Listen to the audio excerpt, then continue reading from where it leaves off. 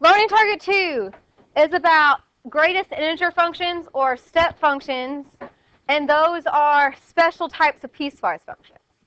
All right. In order to be able to graph it or anything, though, we have to actually understand the function first. All right. So the greatest integer function is defined by the double brackets that you see in your paper. Okay. So if you see double brackets and there's something in between that's asking about the greatest integer, and then you need to know the definition of that to be able to answer any questions. So the definition is the greatest integer not greater than that number. All right. So an integer is not a decimal. An integer is like a number line number, like as in -3, -2, -1, 0, 1, 2, not decimal. All right. So I've got 3 examples on your page to help you understand this concept. First one, the greatest integer for 5.4. That's asking you, what is the greatest integer not greater than 5.4? 5. Integer, not decimal, 5. So the greatest integer not greater than 5.4 is 5. Does that make sense to everyone? Okay, next one. The greatest integer not greater than 9.9. 9. So it's not an exercise in rounding. You're just looking for the greatest integer not greater than that number. 9. So some of you are already like, oh, I'm just going to drop the decimal off every time and it'll be great. Doesn't work that way. The last one. The greatest integer of -4.3. What is the greatest integer not greater than -4.3? -5. Right? -4 is greater than -4.3. It's closer to 0 on a number line. So the correct answer is -5. Questions about those 3?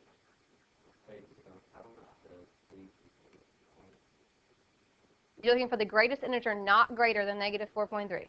If you draw a number line, -4.3 is between -5 and -4.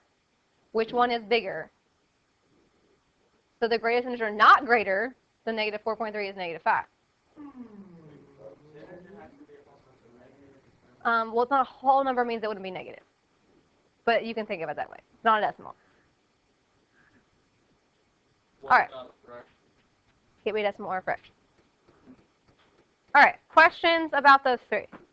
So again, there's lots of stuff that I'm going to do today that's not on your note sheet. So the very first thing I'm going to do today is I'm going to graph the basic greatest integer function, which is not what's actually on our note sheet. That's asking about negative something. So we'll do that in a second. I'm just going to show you what that normal greatest integer function looks like. All right? And we'll put it all together. Then we're going to talk about some things, again, not on your note sheet, that I think will help you with graphing them. And if it doesn't, then you can make tables and it'll be fine. All right.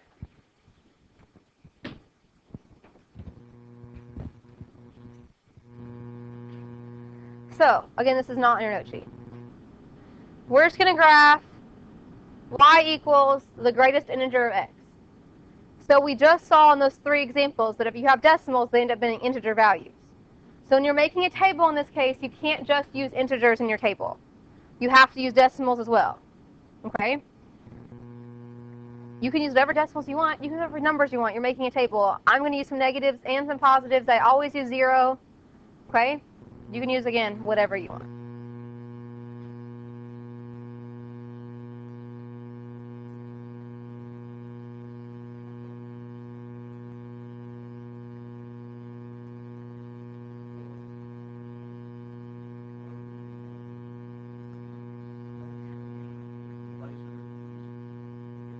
Haven't done anything yet.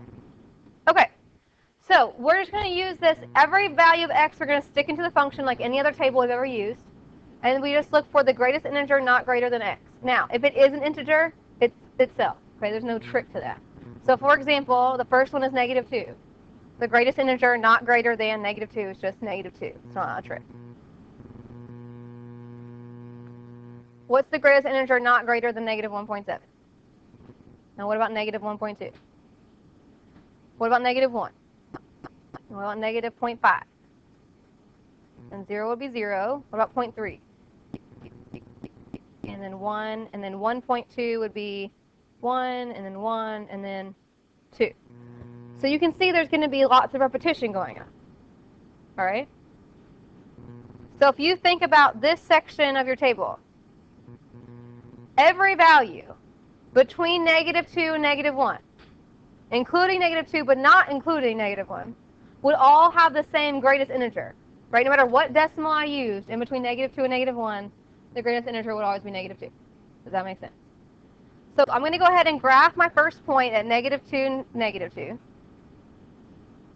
And then every single decimal between -2 and -1, right, every single one, would have the same value. So I'd show that by drawing a line, just like a piecewise function we've had, like lines, right, horizontal lines. Every single point between -2 and -1 would be on that line, right? Then that goes all the way up to -1, but it doesn't include -1 because something else is happening at -1, right? So I'm going to put an open circle at -1 to show that it goes all the way up to that point, but then something else happens there, okay? So then at -1 to 0, every single decimal between -1 and 0 would all have the same greatest integer, -1. So if a point at -1, -1, then every single point in between would have the greatest integer of -1. And then at 0, we have an open circle showing it goes all the way to there, and then something else happens. So then we have a point at 0, 0. And every single number between 0 and 1, all has the same greatest integer, 0. And then at 1, it changes. This is why it's called a step function. It looks like a bunch of stairs. Right? This would keep going on forever.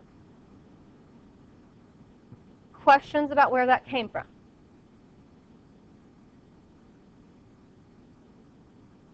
This is the time to ask before I start doing anything else.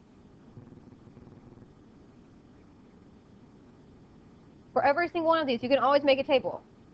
It's not a problem. Okay? You can make a table of values. You want to make sure you include some negatives, some positives. You want to make sure you include decimal values so you know what's going on. Right?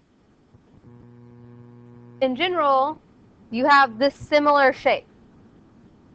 Now, I think it's easier to not have to make a table every single time. That's totally up to you. Maybe sometimes you'll need it, sometimes you won't.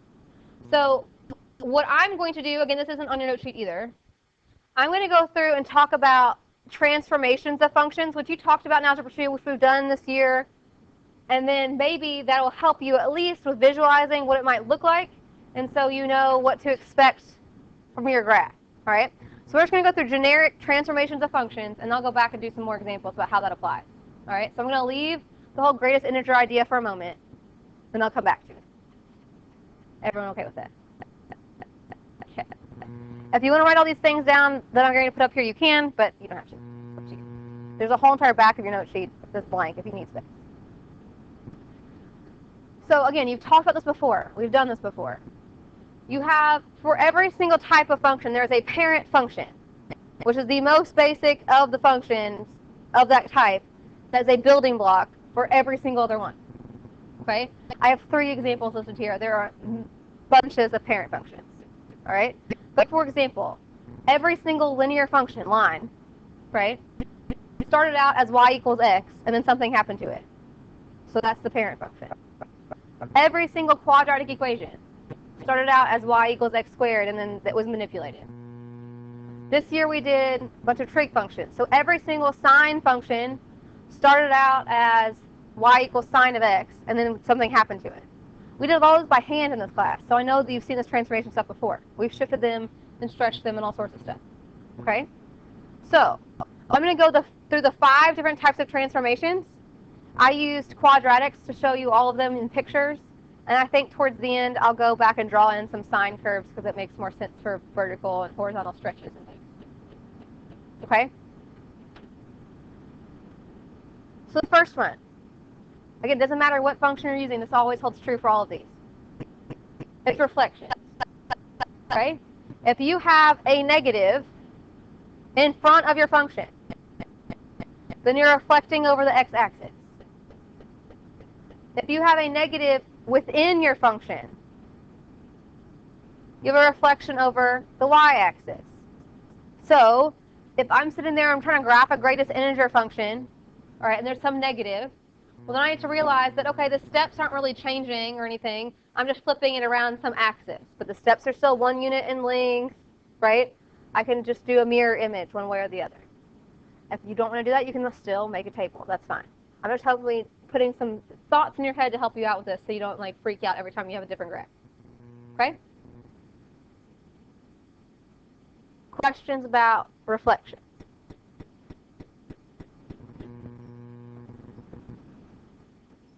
Then you have vertical shifts, right? We've done those a billion times too. That's if you add some constant or subtract some constant from the function. All right? So you have your function plus c or minus c. That's either shifting the function up or shifting the function down. So still the same thing is happening with our greatest integer functions, right? That step function. The steps are going to be the same length. It's just going to get shifted up or down some. Not a big deal.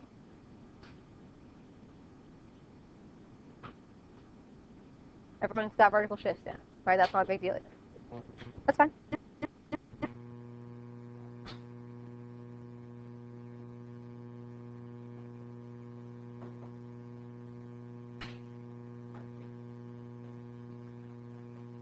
Okay. The next one is horizontal shifts. Your constant here has to be added within the function. So it has to be added to the x. And this is where it seems backwards, because if it's plus, you're really shifting left. If it's minus, you're shifting right. Okay, again, you guys have done that in Algebra 2 and in this class. Okay?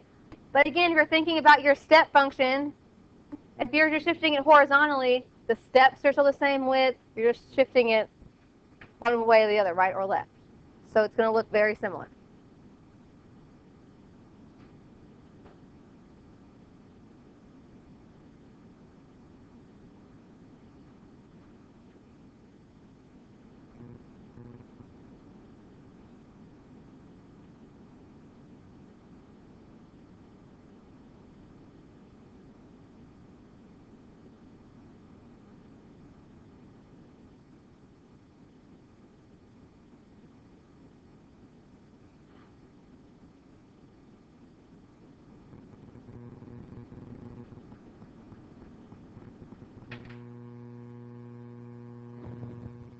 This is where I'm going to try to draw in some sine curves.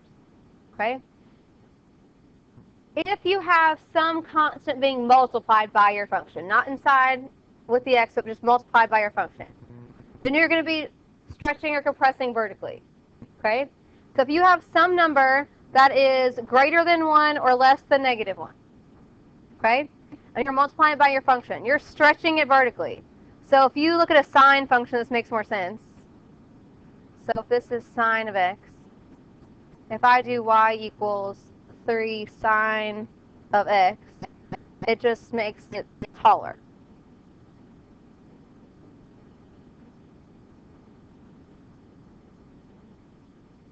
I couldn't write fractions in Smart Notebook, so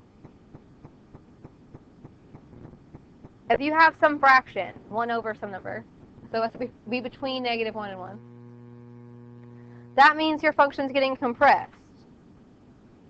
So if you have y equals 1/3 sine x, that means you're pushing it vertically, you're squishing it.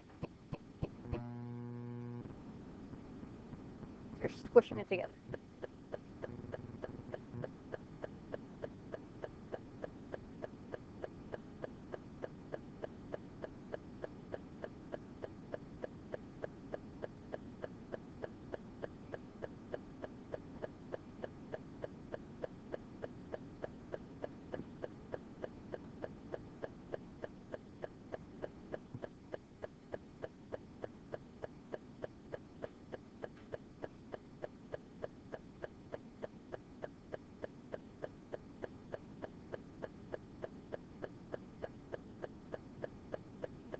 Right, there's one more type.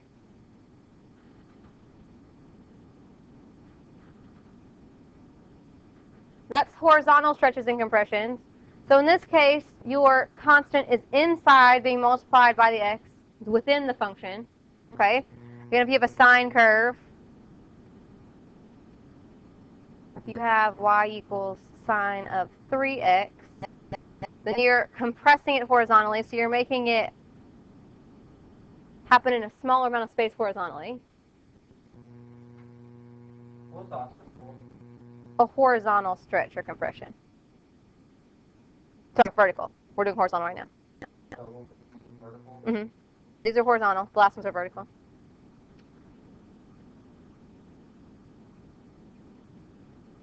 And if you're multiplying by some fraction in this case, you're stretching it horizontally,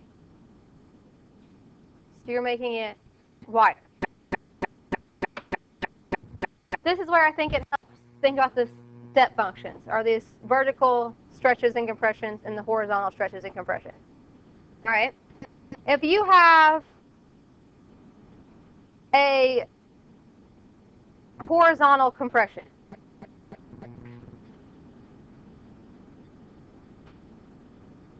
so you're thinking about the greatest integer of 2 times x. That means that your steps are going to be shorter. All right? They're not going to be 1 unit in length anymore. Like all of them on just the regular one were just 1 unit and they kept going up and up.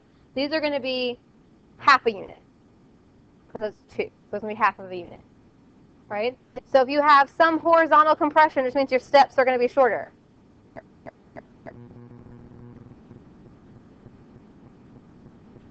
If you're multiplying by some fraction, then you're going to be stretching the steps horizontally. So in this case, your steps are going to be 2 units in length. So if you're doing this horizontal stretch or compression, that means your steps are going to get messed with about how long they are.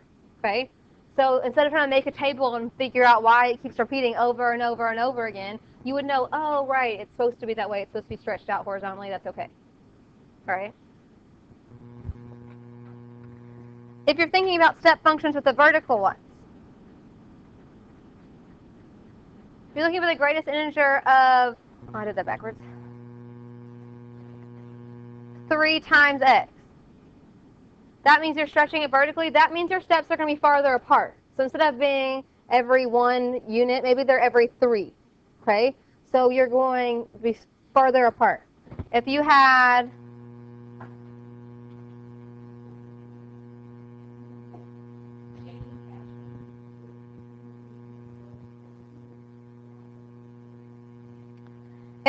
a 1/3 or 1/2 or 1/7 or whatever times your greatest integer, that just means that your steps are going to be closer together. All right? Instead of being every 1 unit, they're going to be squished. There's going to be multiple of them in between. Okay?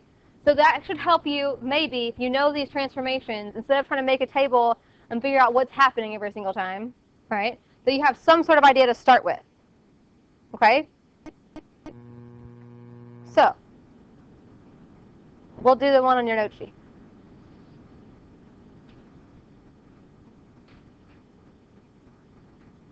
In this case, we have f of x equals negative greatest integer of x. So there's a negative being multiplied by the function. This is a reflection. Is it a reflection over the x-axis or the y-axis?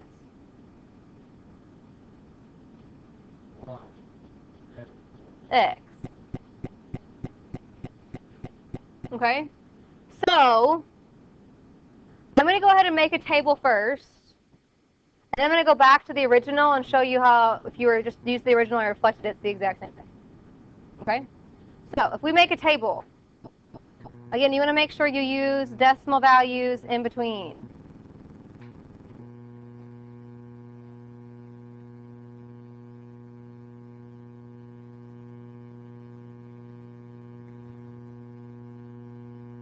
You treat the brackets like parentheses. So whenever you're using a greatest integer function, you always do whatever is inside the brackets first. Then you find the greatest integer of that. And if there's anything on the outside, then you would multiply or add or whatever. Okay? So it's like following the order of operations. So in this case, we do the greatest integer of -2 first, which is just -2. But then we multiply by the -1. So we end up getting 2. Does that make sense?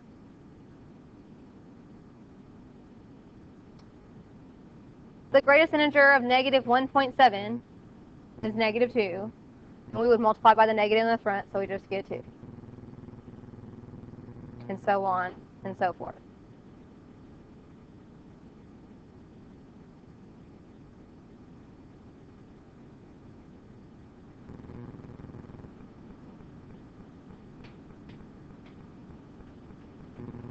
So you graph it, you go to -2, 2. But every decimal between -2 and -1 would all have the greatest integer of 2. That's what this is showing right here. And then at -1, we would switch over to 1. between -1 and 0. They all have the same greatest integer.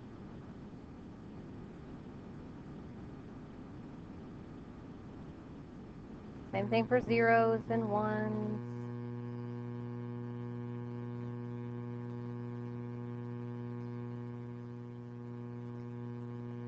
So you could make a table. That's one way of doing it, not a problem. You could also,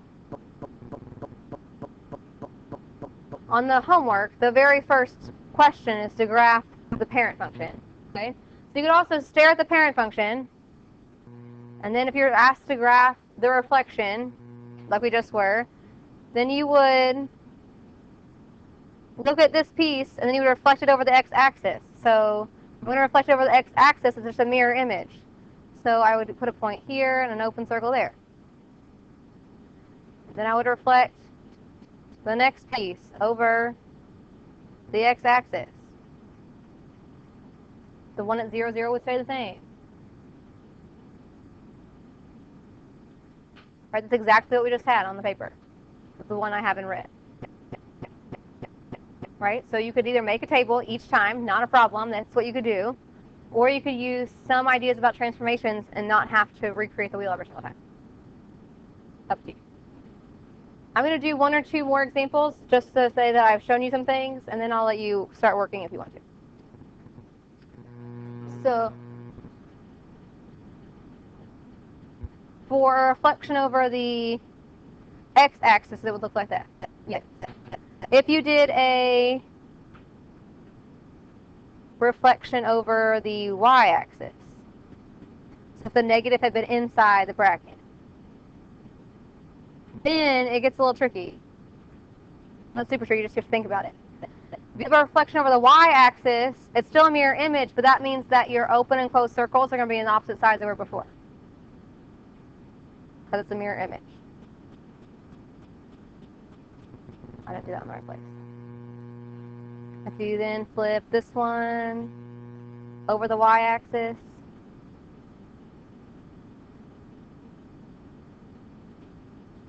you'd have an open circle here and a closed circle.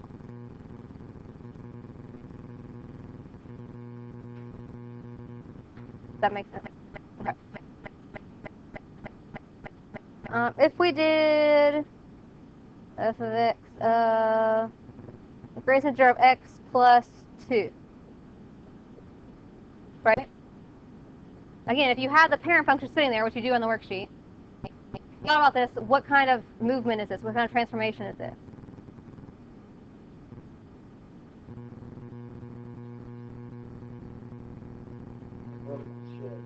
It's not vertical. It goes left 2. The 2 is inside of the brackets, so that means it's horizontal, right? So you could, if you had the parent function sitting there, you could just move all of the points over 2 to the left. Not a big deal. If not, you could also, again, make a table. It's not wrong, right? Let's say if you're going to make a table.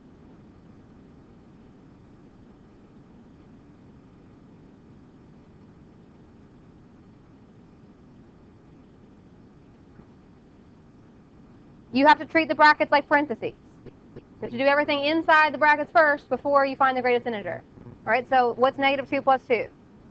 0, so the greatest integer is 0. What's -1.5 plus 2?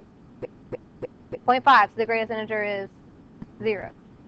-1 plus 2 is 1, so the greatest integer is 1. All right, so you have to make sure you do everything inside first before you start trying to do anything else. So this would be 2, and that would be 3.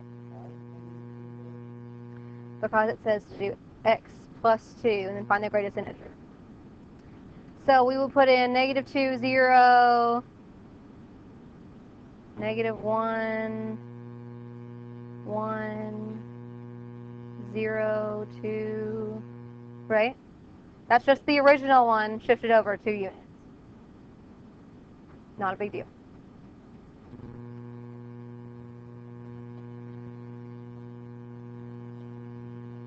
If we did, I don't know what I did earlier.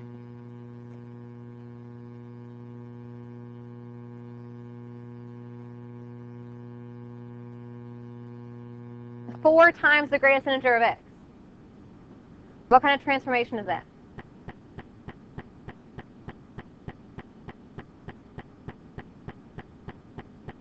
You're multiplying a constant by the function on the outside.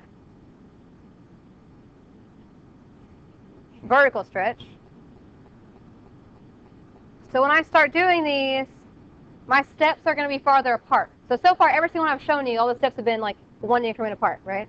In this case, they're going to be farther apart. So if I start picking x and y values,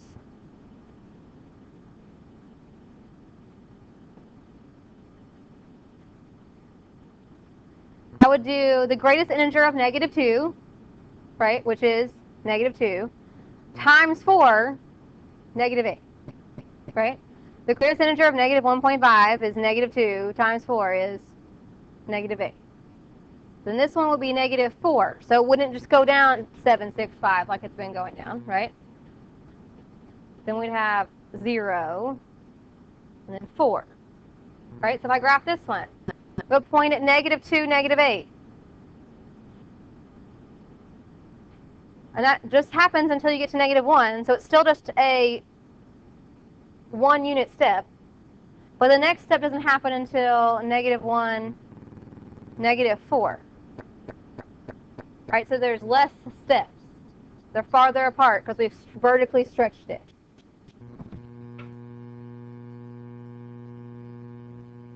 Okay? The opposite would happen if I did 1/4 times x. You would have more steps in the same amount of space, not less steps. Okay? Let me do one more, and then I'll stop annoying you with the greatest integer. Hold on. Let's say I do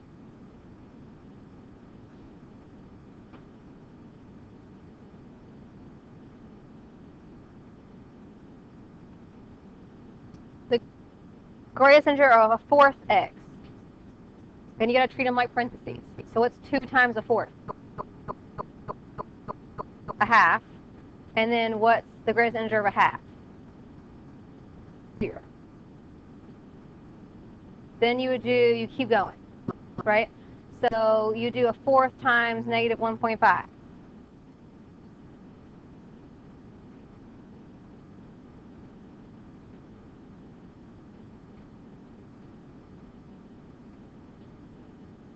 -0.375. What's the greatest integer of -3.75? 0. What's 1/4 of -1? Well, -0.25, right? What's the greatest integer of -0.25? I did it backwards. You guys let me do it backwards.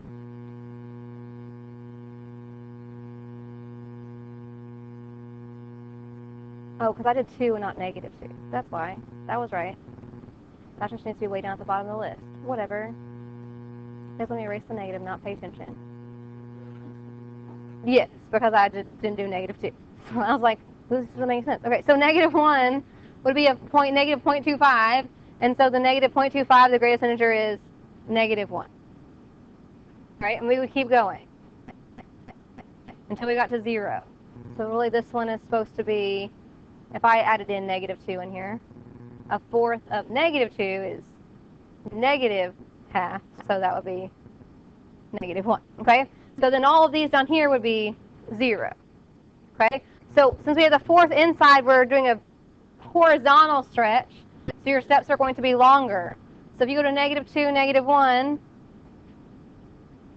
and then -1.5, -1, and -1, -1, and -0.5, -1, they don't change over until 0. So your steps are longer. This could be even longer. You would need to figure out what's happening over here. Okay, does that make sense? At 0, and at 0.5 we have 0, and at 1 we have 0, and at 1.5 we have 0, right? So we know that's going increasing. We need to figure out how long those steps are going to be. If it's a measure of 1/4, then that means you're stretching by component of 4. So these are going to be actually 4 units long. All right? So you would need to keep going. You have a lot of values in your table until you had a unit that's 4 units long. All right? So you can't just stop because you think you can. You have to figure out where that changes over.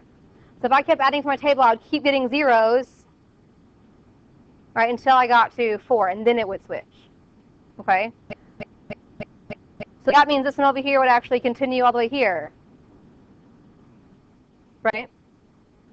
So I hope that looking at the transformations isn't supposed to be confusing. I don't want you to necessarily memorize them or anything, but it at least should help you give an idea of what's happening before you start doing it. Like, why am I getting a million zeros in a row on this table? Oh, well, it's supposed to be stretched horizontally, so my steps are going to be longer. That's okay. Oh, why are my steps so far apart? Oh, that's right. It's supposed to be vertically stretched, so that's okay. Right? It's more so you not think that every single one's supposed to be just the same little individual increments like the very first one. Oh, wouldn't it, though? It would be nice if they were all the same. Okay, I'm going to give you the worksheet, and we're going to talk about it for a second before I let you start on it.